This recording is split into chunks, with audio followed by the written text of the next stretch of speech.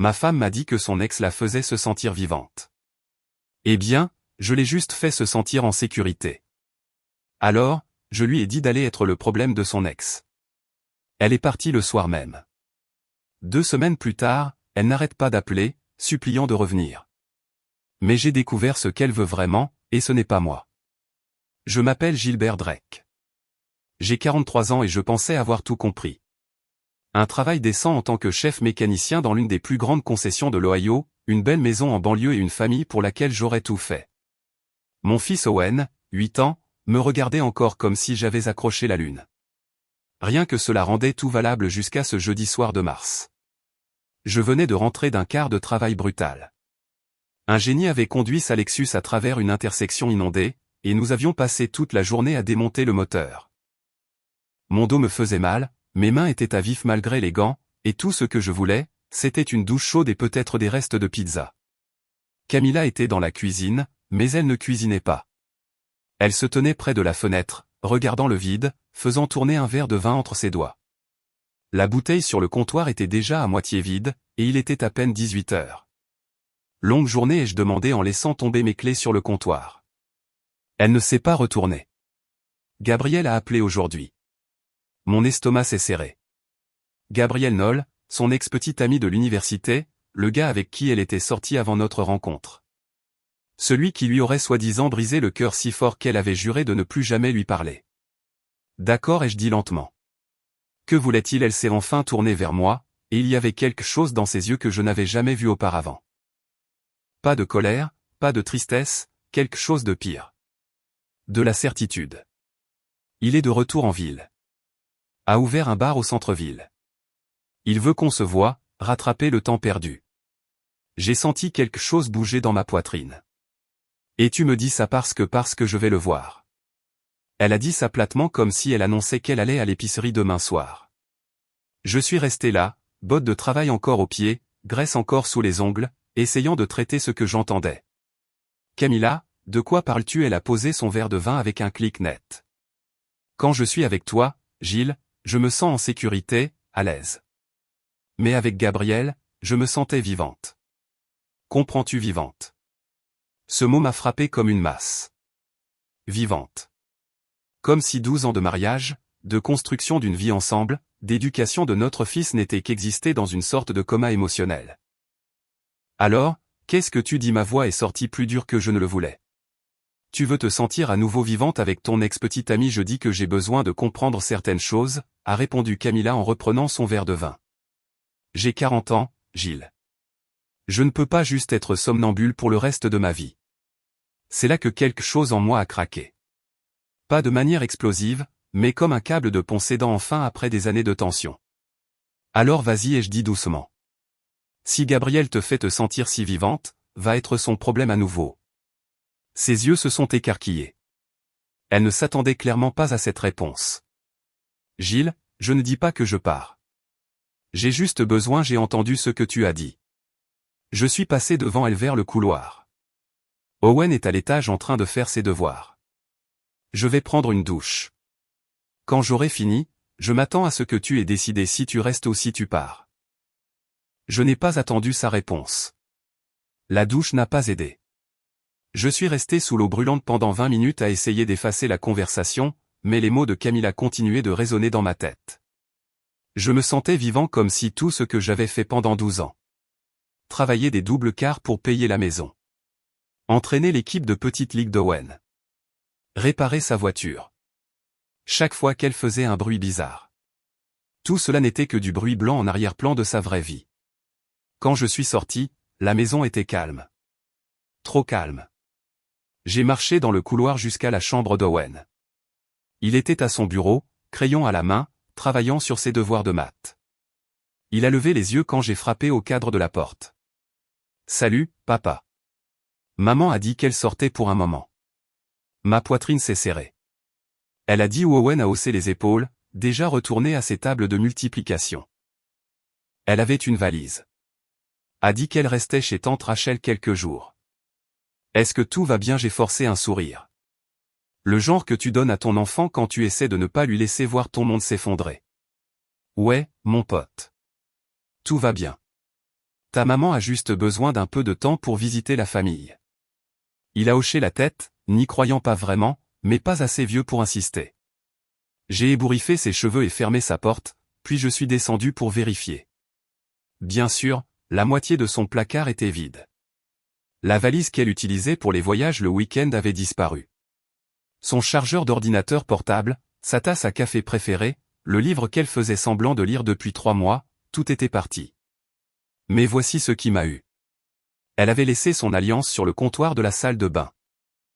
Pas dans une soucoupe, pas dans une boîte à bijoux, juste là sur le marbre froid comme si elle l'avait enlevé en se lavant les mains et l'avait oublié.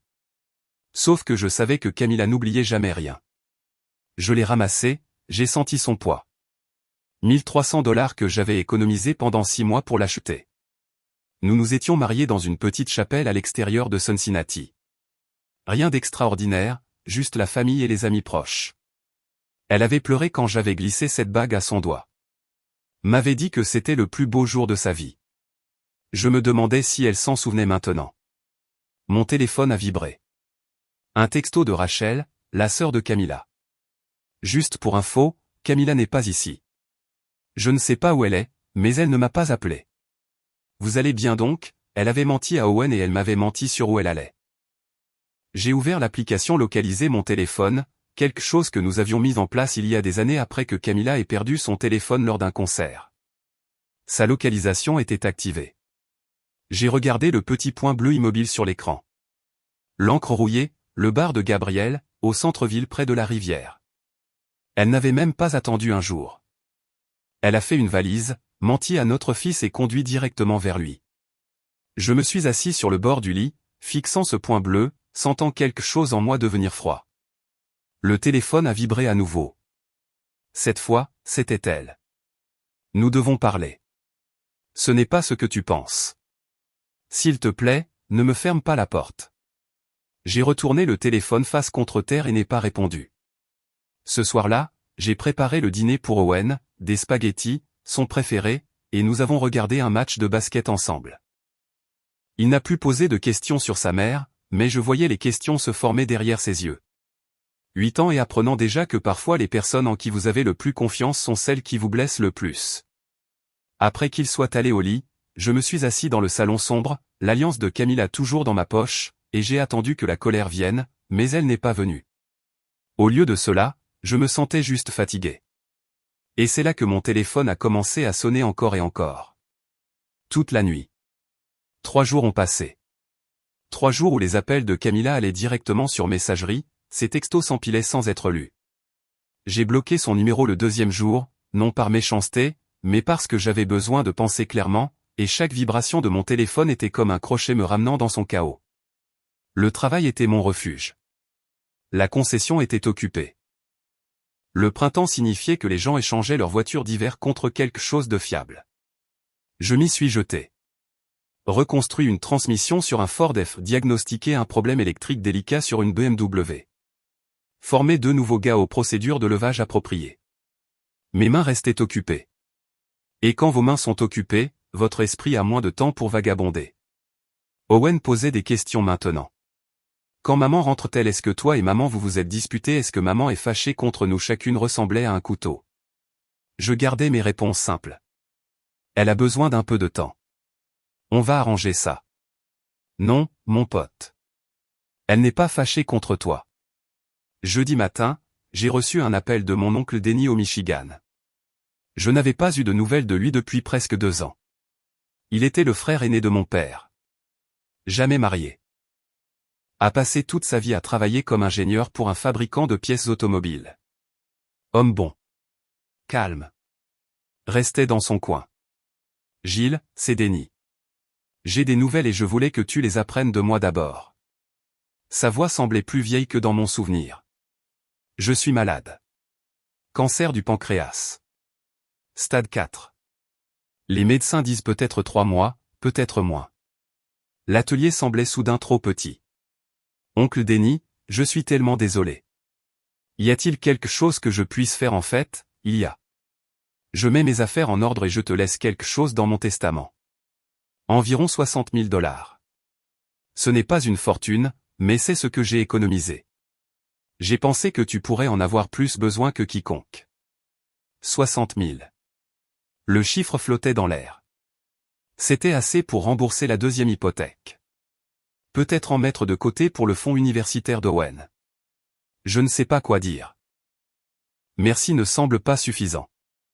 Ne me remercie pas encore. Promets-moi juste que tu l'utiliseras intelligemment. Prends soin de ce garçon à toi.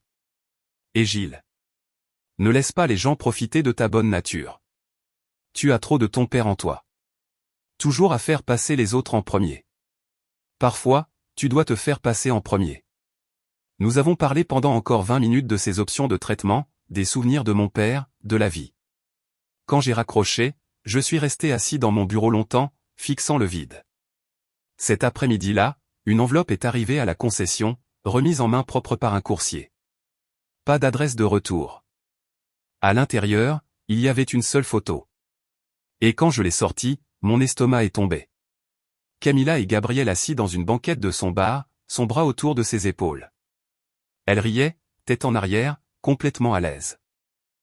La photo avait été prise de l'autre côté de la pièce, zoomée, mais assez claire. Horodatage dans le coin. 23h47. Il y a 3 nuits, la même nuit où elle est partie. Il n'y avait pas de note, pas d'explication, juste une photo. Quelqu'un voulait que je voie ça. Quelqu'un voulait que je sache exactement ce que faisait ma femme pendant que j'étais à la maison à mettre son fils au lit et à gérer ses SMS désespérés. J'ai appelé le service de messagerie. Il n'avait aucune trace de qui l'avait envoyé, juste que cela avait été payé en espèces et marqué pour une livraison le jour même. Ce soir-là, j'ai fait quelque chose que j'évitais. J'ai débloqué le numéro de Camilla et je l'ai appelée. Elle a décroché à la première sonnerie. Gilles, Dieu merci. J'essaie de te joindre depuis des jours. S'il te plaît, nous devons en parler. J'ai fait une erreur. J'ai reçu une photo aujourd'hui et je dis. La coupant. Toi et Gabriel ayant l'air vraiment à l'aise. Silence puis. Qui t'a envoyé ça? Est-ce que ça compte Gilles? Ce n'est pas ce qu'il y paraît. Je voulais lui parler pour lui dire que c'était une erreur. Que je voulais rentrer à la maison à minuit avec son bras autour de toi. Ma voix était stable, froide. N'insulte pas mon intelligence. S'il te plaît, laisse-moi juste expliquer. Je peux rentrer à la maison tout de suite. Nous pouvons arranger ça. Reste où tu es. J'ai dit je te ferai savoir quand je serai prêt à parler à mes conditions. J'ai raccroché avant qu'elle ne puisse répondre. Vendredi matin, j'ai emmené Owen à l'école tôt et j'ai conduit directement à un cabinet d'avocats au centre-ville. Un avocat nommé Richard Paulson avait été chaudement recommandé par l'un des gars au travail qui avait traversé un divorce. Paulson était dans la cinquantaine, cheveux gris, costume impeccable, et le genre de poignée de main qui vous disait qu'il avait vu toutes les variations de désordre humain, et que rien ne le surprenait plus. Dites-moi tout, a-t-il dit en sortant un bloc-notes juridique. J'ai tout déballé. La conversation sur Gabriel, son départ le soir même, les mensonges sur où elle logeait, la photo, l'alliance laissée derrière comme un déchet. Quand j'ai fini, Paulson s'est adossé à sa chaise. Voici la réalité, Gilbert. L'Ohio est un état de divorce sans faute, donc sa liaison ne compte pas techniquement pour le divorce lui-même, mais elle compte absolument pour la garde et la division des biens, surtout si nous pouvons prouver qu'elle a abandonné le domicile conjugal et votre fils. De quoi avez-vous besoin de moi? De tout. Relevés bancaires, relevés téléphoniques si vous pouvez les obtenir. Cette photo que quelqu'un vous a envoyée. Documentez chaque interaction. Si elle vous contacte, restez courtois mais minimal. Ne lui donnez pas de munitions pour prétendre que vous êtes instable ou agressif. Il a fait une pause. Je dois aussi demander, y a-t-il une chance que votre fils ne soit pas biologiquement le vôtre? La question m'a frappé comme un coup physique. Owen, non. Absolument pas. Il me ressemble. Mêmes yeux, même menton têtu. Je vous crois. Mais si cela devient laid, et ça pourrait, l'avocat de votre femme pourrait utiliser cet angle. Il pourrait suggérer un doute sur la paternité pour réduire votre demande de garde ou vos obligations de pension alimentaire. Avez-vous déjà fait un test ADN? Non. Jamais eu de raison. Paulson a noté quelque chose. Je recommanderais d'en faire un. Discrètement, pas parce que je doute de vous, mais parce qu'éliminer cette possibilité vous protège légalement. Mieux vaut l'avoir et ne pas en avoir besoin que d'en avoir besoin et ne pas l'avoir. La pensée me rendait malade. 8 ans à être le père d'Owen, et maintenant je devais le prouver avec un test de laboratoire. Mais Paulson avait raison. Si Camilla voulait jouer sale, je devais être prêt. Encore une chose ai-je dit. Mon oncle me laisse environ 60 000 dans son testament. Il est en phase terminale. Si Camilla le découvre, peut-elle en réclamer la moitié quand vous le transmet-il probablement dans les prochains mois. Si vous le recevez avant que le divorce ne soit finalisé. Oui. Elle peut prétendre que c'est un bien matrimonial. Si cela vient après, c'est à vous seul. Nous devons agir vite sur le dépôt. Il m'a regardé directement.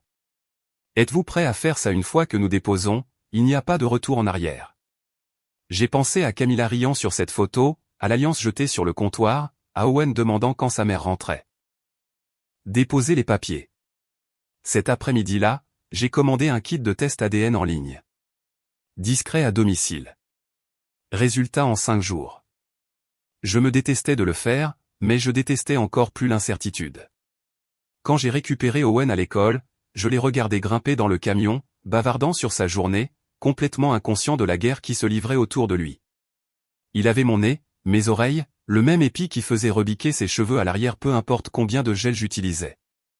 Il était à moi. Je le savais au fond de moi, mais maintenant je devais le prouver sur papier. Ce soir-là, Camilla a rappelé. J'ai laissé sonner. Elle a laissé un message vocal. Gilles, j'ai entendu par Rachel que tu veux voir un avocat. S'il te plaît ne fais pas ça. Nous pouvons arranger ça. Je t'aime. J'aime Owen. Toute cette histoire avec Gabriel c'était juste moi étant stupide et effrayé. S'il te plaît rappelle-moi. Rachel, ma belle-sœur avait une grande gueule. J'ai pris note de garder les informations plus serrées à l'avenir. J'ai supprimé le message vocal et je suis allé me coucher. Demain, je recueillerai l'échantillon d'ADN. Demain, je commencerai à me battre pour ce qui était à moi. Les résultats ADN sont revenus mardi.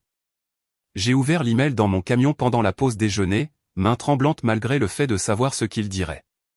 Probabilité de paternité 99,99% était à moi. Avait toujours été, le serait toujours. J'ai transmis les résultats à Paulson immédiatement. Une arme de moins que Kama pourrait utiliser contre moi. Ce même après-midi, quelque chose d'étrange s'est produit. Les appels de Camilla ont cessé. Pas progressivement, brusquement. Après une semaine de messages constants, de messages vocaux et de textos, soudainement rien. Silence radio. Au début, j'ai pensé qu'elle avait peut-être enfin compris le message. Peut-être qu'elle avait accepté que nous ayons fini et était passée à autre chose. Mais quelque chose clochait. J'ai vérifié l'application localisée mon téléphone par habitude. Sa localisation était désactivée. Elle l'avait désactivée. Jeudi soir, j'ai reçu un appel de Gabriel. Son numéro est apparu sur mon écran. Et pendant une seconde, j'ai failli ne pas répondre, mais la curiosité l'a emporté. Ouais. Ai-je dit, gardant ma voix neutre. Drake, c'est Gabriel.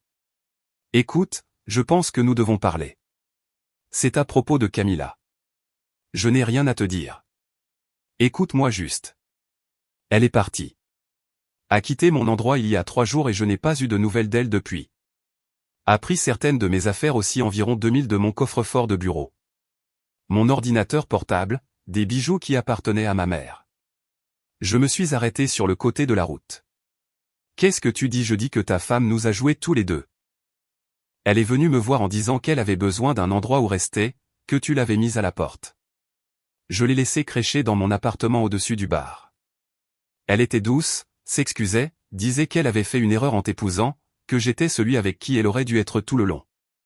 Sa voix avait un tranchant maintenant, la colère s'insinuant. Puis elle a commencé à poser des questions. Combien d'argent le bar rapportait-il? Avais-je des économies? Prévoyais-je de vendre l'endroit? Je pensais qu'elle s'intéressait juste à ma vie. Il s'avère qu'elle repérait les lieux. Alors appelle les flics. J'ai dit je l'ai fait. Ils ont dit que c'est une affaire civile puisque nous étions en couple. Mais voici le truc, Drake. Elle a mentionné que tu as de l'argent qui vient de ton oncle. A dit que c'était beaucoup. Elle prévoyait de revenir vers toi, jouer l'épouse dévouée, et encaisser quand l'héritage tomberait. Mon sang s'est glacé. Comment savait-elle ça? Elle a fouillé tes emails, avait ton mot de passe enregistré sur son téléphone, a vu toute la conversation avec ton oncle. J'ai fermé les yeux. Bien sûr qu'elle l'avait fait. L'ordinateur de la maison, les comptes partagés, les mots de passe que nous utilisions depuis des années. Elle avait accès à tout. Où est-elle maintenant? Ai-je demandé. Aucune idée. Elle ne répond pas non plus à mes appels. Mais j'ai pensé que je te devais un avertissement. Elle n'est pas la femme que nous pensions qu'elle était. Elle est calculatrice et elle est dangereuse. Après que Gabriel ait raccroché, je suis resté assis dans mon camion pendant 20 minutes à essayer de traiter ça. Camilla n'était pas partie parce qu'elle voulait Gabriel. Elle était partie pour nous manipuler tous les deux pour voir quelle situation lui profiterait le plus. Et quand Gabriel n'a pas eu assez d'argent, quand elle a réalisé que j'étais le vrai prix, elle a prévu de revenir en rampant. J'ai appelé Paulson immédiatement. Nous devons geler tous les comptes conjoints. Maintenant, que s'est-il passé? Je lui ai tout raconté. Le vol de Gabriel, les emails sur mon oncle, sa disparition soudaine. Je déposerai une motion d'urgence dès demain matin, a dit Paulson. Mais Gilbert, vous devez vérifier vos comptes maintenant. Tous. J'ai ouvert notre application bancaire tout en étant au téléphone. Notre compte d'épargne conjoint, celui que nous avions construit sur 12 ans, était vide. 42 000 $ partis. Transférés hier vers un compte que je ne reconnaissais pas. Elle nous a nettoyés. J'ai dit, voix creuse. Documenter tout. Capture d'écran, historique des transactions, tout. Cela vient de devenir un vol. Vendredi matin, je me suis réveillé pour trouver le lit d'Owen vide. La panique a été immédiate primale. J'ai vérifié la salle de bain, la cuisine, le jardin. Rien. Ses chaussures avaient disparu. Sa veste, son sac à dos. Sur son bureau il y avait une note écrite de son écriture de 8 ans. Parti trouver maman. Elle a besoin de nous. Amour, Owen. Mon cœur s'est arrêté. J'ai attrapé mon téléphone et appelé son portable. Le téléphone basique pour enfants que nous lui avions pris pour les urgences. Il a sonné 4 fois, puis est allé sur messagerie.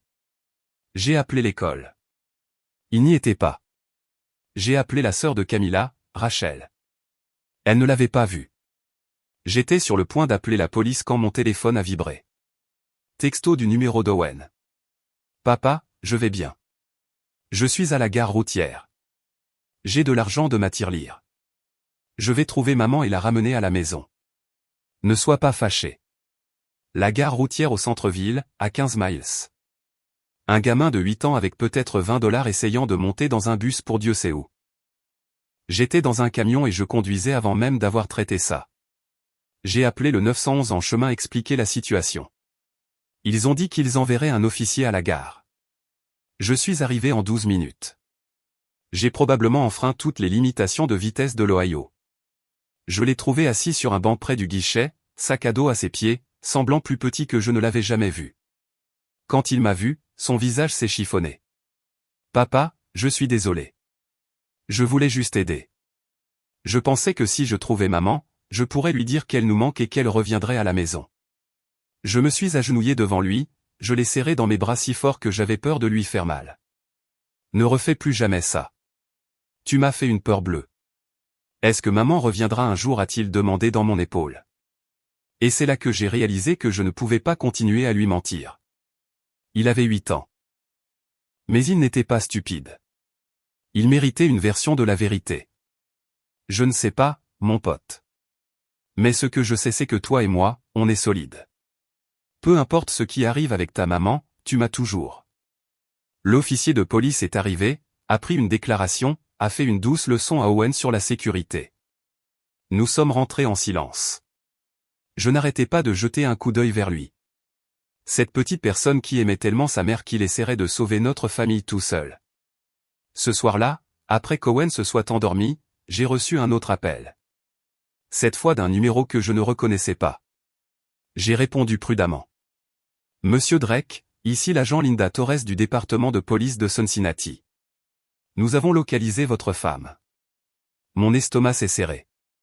Où est-elle? Elle est à l'hôpital universitaire. Elle a été amenée cet après-midi suite à un accident de voiture sur l'I-75. Son véhicule a été percuté latéralement par un semi-remorque à une intersection. Elle est vivante, mais elle est dans un état grave. Je me suis assis lourdement. À quel point grave? Multiples fractures, blessures internes. Elle est stable, mais sous sédation. Les médecins disent qu'elle a de la chance d'être en vie. Nous avons trouvé sa pièce d'identité dans l'épave et vous avons appelé parce que vous êtes répertorié comme son contact d'urgence. Je serai là dans 30 minutes. J'ai appelé Rachel, lui ai demandé de venir rester avec Owen. Elle est arrivée dans les 15 minutes. Aucune question posée. J'ai conduit jusqu'à l'hôpital, l'esprit en ébullition. Une partie de moi était en colère. En colère qu'elle nous ait fait traverser ça, voler notre argent, manipuler tout le monde autour d'elle. Mais une autre partie, la partie qui se souvenait de 12 ans de mariage, ressentait quelque chose que je ne voulais pas ressentir. De l'inquiétude. Quand je suis arrivé à sa chambre, la vue m'a arrêté net. Camilla était à peine reconnaissable. Visage enflé, bandages partout, machine bipant, tube sortant de ses bras. Sa jambe droite était dans un plâtre, surélevée, son bras gauche immobilisé. Un médecin s'est approché de moi dans le couloir. Monsieur Drake, je suis le docteur Patel. Les blessures de votre femme sont étendues. Nous avons dû effectuer une chirurgie d'urgence pour arrêter une hémorragie interne. Elle est stable maintenant, mais les prochaines 48 heures sont critiques. Va-t-elle récupérer? Elle vivra, mais elle aura besoin de mois de physiothérapie. La fracture de la jambe était grave. Elle pourrait avoir des problèmes de mobilité permanents et il y a une certaine inquiétude concernant des lésions nerveuses à sa main gauche. J'ai regardé à travers la fenêtre son corps brisé et je n'ai ressenti que du vide. C'était censé être la femme avec qui je passerais ma vie. Maintenant, elle était une étrangère enveloppée de bandages. Je resterai en contact ai-je dit au médecin et je suis sorti de l'hôpital dans l'air froid de la nuit. Camilla a passé 3 semaines à l'hôpital. Pendant ce temps, j'ai visité 2 fois. Une fois pour signer des papiers dont l'hôpital avait besoin et une fois parce qu'Owen m'a supplié de l'emmener voir sa mère. Cette deuxième visite m'a brisé le cœur plus que toute autre chose dans tout ce gâchis. Owen est entré dans cette chambre d'hôpital avec des fleurs qu'il avait cueillies dans notre jardin serrées dans ses petites mains. Quand il a vu sa mère, visage encore meurtri, jambes suspendues en traction, il a commencé à pleurer. Pas des sanglots bruyants et dramatiques, mais des larmes silencieuses qui coulaient juste sur son visage. « Maman, je suis désolé. » a-t-il chuchoté. « J'ai essayé de te trouver. Je voulais te ramener à la maison. » Camilla, à son crédit, a pleuré aussi. « Bébé, ce n'est pas ta faute. Rien de tout cela n'est ta faute. » Je me tenais dans l'embrasure de la porte regardant cette scène, ne ressentant absolument rien. La femme dans ce lit était une étrangère. La mère de mon enfant, oui, mais pas ma femme. Plus maintenant. L'hôpital l'a confiée aux soins de sa sœur, Rachel, qui vivait 2 villes plus loin. J'ai été clair avec l'infirmière de sortie. Je ne la ramenais pas à la maison. Je n'étais pas responsable de ses soins. Rachel pouvait s'en occuper ou il pouvait trouver un centre de réadaptation. 2 jours après la sortie de Camilla, oncle Denny est décédé. Les funérailles étaient petites, famille seulement là-haut au Michigan. J'ai emmené Owen avec moi. Nous avons conduit 9 heures, passé 2 jours à gérer les arrangements et les parents, et sommes revenus. Le testament a été lu la semaine suivante. 60 000 $ juste comme Denny l'avait promis. Mais il y avait un hic. C'était accompagné d'une lettre manuscrite adressée à moi. Gilbert, si tu lis ceci, je suis parti. Utilise cet argent sagement. Ne laisse pas les gens profiter de ton bon cœur. Ton père était pareil. Toujours à faire passer les autres en premier. Ça lui a valu de se faire marcher dessus plus de fois que je ne peux compter. Tu as un fils qui a besoin que tu sois fort, pas mou. Sois l'homme dont il a besoin, pas l'homme que tout le monde veut que tu sois. Denny, j'ai plié la lettre et l'ai mise dans mon portefeuille. Le samedi suivant était le match de petite ligue d'Owen. J'entraîne son équipe depuis 2 ans. C'était l'une des rares choses qui semblaient normales dans le chaos du divorce. Le match était au parc communautaire, gradin bondé de parents. Rachel a amené Kama en fauteuil roulant. Je les ai vus arriver depuis l'abri et j'ai senti ma mâchoire se serrer. Elle n'avait aucun droit d'être ici, mais je n'allais pas faire une scène devant Owen. Le match s'est bien passé. Nous avons gagné 8-3 et Owen a frappé un double dans la 4e manche. Après le match, alors que je rangeais l'équipement, Camilla a roulé jusqu'à moi. Rachel est restée près des gradins, nous laissant de l'espace. Gilles, pouvons-nous parler, s'il te plaît, je l'ai regardé.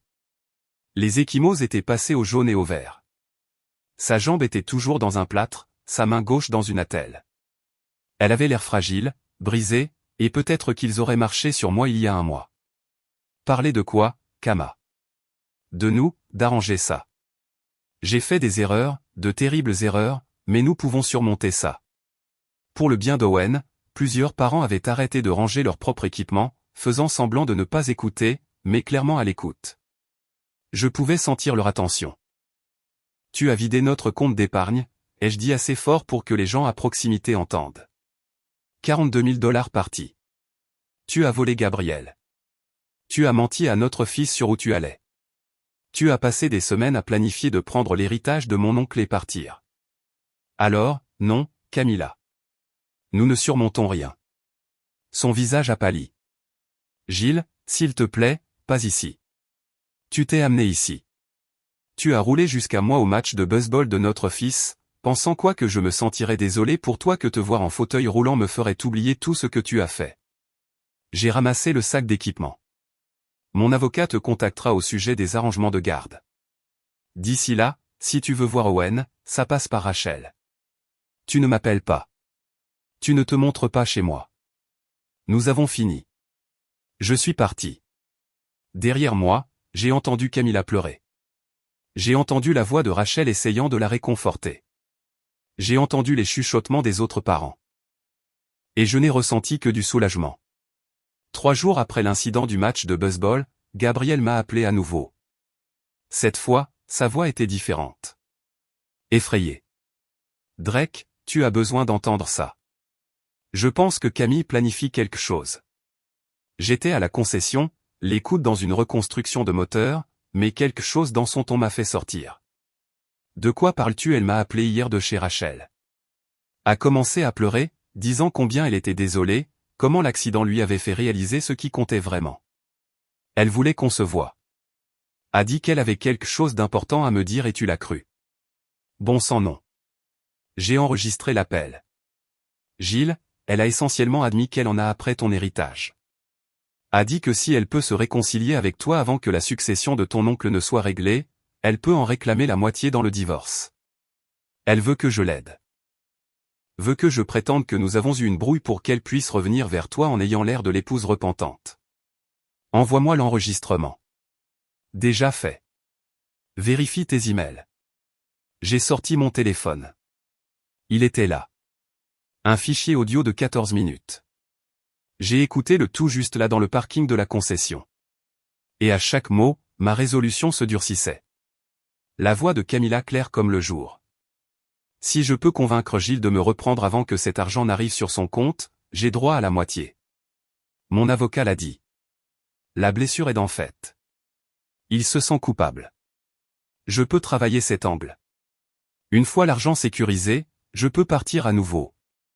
Prendre ma moitié. Recommencer quelque part ailleurs. La voix de Gabriel. Et Owen Camilla. J'aurai la garde partielle. Assez pour empêcher Gilles de devenir méfiant.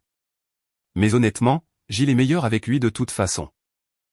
Je ne suis pas faite pour le truc de maman à plein temps. J'ai transmis l'enregistrement à Paulson immédiatement avec un message simple. Vous devez entendre ça. Il m'a rappelé dans l'heure. Cela change tout. C'est une preuve de fraude, manipulation et intention de tromper le tribunal. Nous pouvons utiliser cela pour protéger votre héritage et sécuriser la garde complète. Que faisons-nous? Nous tendons un piège. J'ai besoin que vous rencontriez Kama. Dites-lui que vous êtes prêt à parler de réconciliation. Portez un micro. Faites-lui admettre son plan sur enregistrement en personne. Ensuite, nous présentons tout au juge. L'idée me démangeait la peau, mais je comprenais la stratégie. Piège. 2 jours plus tard, j'ai envoyé un texto à Camilla. Nous devons parler face à face. Pas de réconciliation, mais d'Owen. Il a du mal. Sa réponse a été immédiate. Oui, s'il te plaît. Quand demain? Le café sur la 5e rue. Midi. Ce matin-là, Paulson m'a équipé d'un petit appareil d'enregistrement environ de la taille d'un bouton de chemise clipsé à l'intérieur de ma veste. Ayez juste une conversation normale. Laissez-la parler. Ne la dirigez pas. N'accusez pas, écoutez juste et répondez naturellement. Je suis entré dans le café à 11h55. Camilla était déjà là, fauteuil roulant garé à côté d'une table d'angle. Elle s'était maquillée, coiffée. Elle ressemblait presque à son ancien moi, sauf pour le plâtre et la douleur qui traversait son visage quand elle changeait de position. « Gilles, merci d'être venu. » Elle a tendu la main comme si elle voulait toucher la mienne. Je ne l'ai pas prise. « C'est à propos d'Owen, Camilla, pas de nous. » Je sais, mais peut-être que nous pouvons parler de nous, aussi. J'ai eu beaucoup de temps pour penser à ce que j'ai jeté. À quel point nous étions bien ensemble. Je me suis assis, gardant mon visage neutre. Étions-nous bien ensemble parce que d'où je suis assis, tu as passé 3 mois à planifier de me quitter pour ton ex-petite amie. C'était une erreur. La plus grande erreur de ma vie. L'accident. Il m'a réveillé. Gilles, je réalise ce qui compte. Toi, Owen, notre famille. Je veux rentrer à la maison. Ton timing est intéressant. La succession de mon oncle se règle le mois prochain. Elle a hésité. Juste une fraction de seconde. Cela n'a rien à voir avec l'argent, n'est-ce pas, parce que si nous nous réconcilions avant que l'héritage ne passe, tu aurais droit à la moitié dans le divorce. Semble être un timing pratique. Son expression a changé. Prise. Gilles, c'est pas, garde-le. Je me suis levé. Je sais pour ton appel avec Gabriel. Je connais ton plan. Je sais tout. Je suis sorti, la laissant assise là, visage blanc de choc. L'enregistrement était parfait. L'audience de divorce était prévue un jeudi matin début septembre. Je suis entré dans ce tribunal avec Paulson à mes côtés, portant un dossier épais de preuves, relevé bancaire montrant le vol de 42 000 $, l'enregistrement de la conversation de Camilla avec Gabriel, le test ADN prouvant qu'Owen était le mien, dossiers hospitaliers de son accident, et déclaration de témoins de la confrontation au match de baseball. Camilla était assise de l'autre côté avec son avocate, une femme habillée de façon élégante nommée Patricia Hoffman, qui avait la réputation d'obtenir des règlements favorables. Camilla utilisait toujours une canne, bien qu'elle puisse marcher de courtes distances maintenant. Elle portait une robe conservatrice, un maquillage minimal, avait tout l'air de l'épouse blessée et repentante. La juge Morrison, une femme sévère dans la soixantaine avec zéro patience pour les bêtises, a examiné les dépôts initiaux, puis a levé les yeux par-dessus ses lunettes de lecture. Ceci est une dissolution de mariage avec garde et division des biens contestés. Madame Hoffman, votre cliente demande 50% des actifs matrimoniaux, y compris un héritage en attente plus la garde principale de l'enfant mineur. Monsieur Paulson, votre client conteste les deux demandes. Écoutons les déclarations liminaires.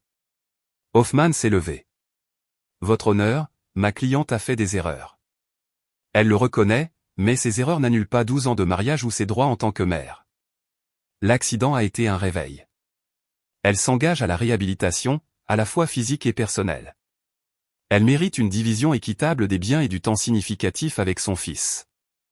Paulson s'est levé ensuite. Votre honneur, Madame Drake n'a pas seulement fait des erreurs.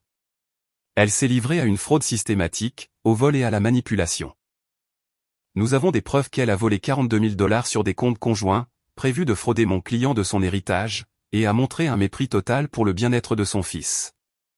Il ne s'agit pas d'erreur. Il s'agit d'un modèle de tromperie calculée. La juge a hoché la tête, présentez vos preuves. Pendant les 2 heures suivantes, Paulson a tout déballé. Les relevés bancaires, le témoignage de Gabriel sur le vol, et l'appel téléphonique enregistré, le rapport de l'assistant social de l'hôpital, notant qu'Owen montrait des signes de détresse émotionnelle, mon témoignage sur la découverte de son alliance abandonnée sur les mensonges concernant sa disparition. Puis est venu l'enregistrement du café. La salle d'audience était silencieuse alors que la voix de Camilla remplissait l'espace. Une fois l'argent sécurisé, je peux partir à nouveau. Prendre ma moitié, recommencer quelque part ailleurs. J'ai regardé le visage de Camilla pâlir. Hoffman a mélangé des papiers, clairement pris au dépourvu. L'expression de la juge Morrison s'est durcie. Madame Drake, avez-vous sciemment prévu de vous réconcilier avec votre mari uniquement pour accéder à son héritage? La voix de Camilla était à peine un murmure. J'étais confuse. Les médicaments contre la douleur. Ce n'est pas ce que j'ai demandé. Oui ou non? Longue pause. Puis oui. La juge a pris une note. Continuez, monsieur Paulson. Olson a présenté la déclaration d'Owen au psychologue pour enfants que nous avions engagé. Comment Owen s'était enfui en essayant de trouver sa mère. Comment il faisait des cauchemars. Comment il avait dit au thérapeute qu'il avait l'impression que c'était de sa faute si ses parents se séparaient. Au moment où nous avons terminé, il était passé midi. La juge Morrison a appelé une pause de 30 minutes, puis est revenue avec sa décision. J'ai examiné toutes les preuves et témoignages. M. Drake recevra la garde physique principale de l'enfant mineur. Madame Drake aura des visites supervisées un week-end sur 2 en attendant l'achèvement de la thérapie familiale. Quant aux actifs, l'héritage de l'oncle de Monsieur Drake est classé comme bien séparé reçu après la date de séparation et n'est pas sujet à division. Les 42 000 $ pris sur les comptes conjoints doivent être remboursés intégralement dans les 12 mois sous peine de poursuite pénale pour vol contre Madame Drake. Le domicile conjugal revient à Monsieur Drake. Madame Drake recevra 15% des actifs matrimoniaux restants après règlement des dettes. 15% de ce peu qu'il restait après qu'elle ait volé nos économies, cela représentait peut-être 8 000 $. La séance est levée. Je suis sorti de cette salle d'audience, un homme libre. Camilla était assise à sa table, pleurant dans ses mains tandis que Hoffman rangeait sa mallette avec des mouvements serrés et colériques. Je ne me suis pas retourné. 8 mois plus tard, la vie semblait complètement différente. Owen et moi avions trouvé un rythme. J'ai réduit mes heures à la concession, promu l'un de mes mécaniciens seniors au poste d'assistant gérant pour pouvoir être à la maison pour le dîner tous les soirs. Nous faisions les devoirs ensemble, regardions des matchs de basket, allions pêcher le week-end. Ces cauchemars ont cessé après 3 mois de thérapie. Il souriait plus, riait plus. Camilla le voyait un samedi sur 2 dans un centre de visite supervisé. Les premières visites étaient gênantes, forcées, mais progressivement Owen s'est détendu avec elle. Il n'aurait jamais la relation qu'ils avaient eue autrefois, mais au moins il avait une mère dans sa vie, même si c'était limité. Elle n'a jamais remboursé les 42 000. Ne pouvait pas. Elle travaillait à temps partiel comme réceptionniste, faisait toujours de la physiothérapie 2 fois par semaine, vivait dans un petit appartement que sa sœur l'aidait à payer. Olson a dit que nous pouvions poursuivre au pénal, mais j'ai décidé contre. J'avais Owen. J'avais ma liberté. C'était assez. L'héritage d'oncle Denny est arrivé en octobre. 60 000 $ juste comme il l'avait promis. J'ai mis 40 000 $ dans un fonds universitaire pour Owen. Utilisé 10 pour rembourser la 2e hypothèque et garder le reste pour les urgences. Gabriel a fermé son bar 6 mois après la finalisation du divorce. Il s'est avéré que l'endroit perdait de l'argent et sans l'argent volé de Camilla pour le soutenir. Il ne pouvait pas garder les portes ouvertes. J'ai entendu par des connaissances communes qu'il a déménagé en Floride. Bon débarras. Un samedi d'avril, Owen et moi étions au parc où son équipe de petite ligue s'entraînait. Il jouait à la balle avec des coéquipiers pendant que j'étais assis sur les gradins à regarder. Une femme s'est approchée. Mi-trentaine, carrure athlétique, sourire gentil. Son fils était dans l'équipe d'Owen. Tu es le père d'Owen? Non, je suis Sarah.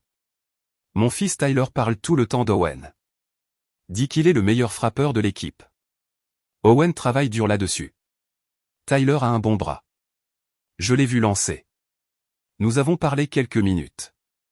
Conversation facile, confortable sur les enfants et le baseball et rien de conséquent. Quand elle est partie, Owen a couru vers moi. Papa, c'était la maman de Tyler Way, mon pote. Elle est gentille. Tyler a dit que ses parents sont divorcés aussi. J'ai regardé mon fils. 9 ans maintenant. Plus grand qu'il y a 1 an. Plus fort. Comment te sens-tu à ce sujet le divorce? Il y a réfléchi. Je suis triste parfois. Ça me manque quand maman vivait avec nous. Mais il a fait une pause. Tu es plus heureux maintenant, papa. Tu n'as plus l'air inquiet tout le temps, et ça me fait me sentir mieux. Les enfants voient plus que nous ne le pensons. Je suis plus heureux, ai-je admis. Et tu sais quoi, on va s'en sortir. Mieux que s'en sortir, il a souri. On peut avoir de la pizza pour le dîner absolument. Ce soir-là, après qu'Owen soit allé au lit, je me suis assis sur le porche arrière avec une bière, regardant les étoiles. J'ai pensé à l'homme que j'étais il y a un an, désespéré de maintenir un mariage qui était déjà mort. Marchant sur des œufs, me faisant tout petit pour accommoder le chaos de quelqu'un d'autre. Je n'étais plus cet homme. J'avais été testé par la trahison, par le vol, par la manipulation. Et j'avais traversé et non brisé, mais plus fort. J'avais protégé mon fils. Je m'étais défendu. J'avais refusé d'être un paillasson. La lettre d'oncle Denis était toujours dans mon portefeuille. Je l'ai sortie, l'ai relue sous la lumière du porche. Sois l'homme dont il a besoin, pas l'homme que tout le monde veut que tu sois. J'avais fait cela et je continue de le faire. L'avenir s'étendait devant. Incertain, oui, mais à moi. Owen est à moi et c'était plus que suffisant.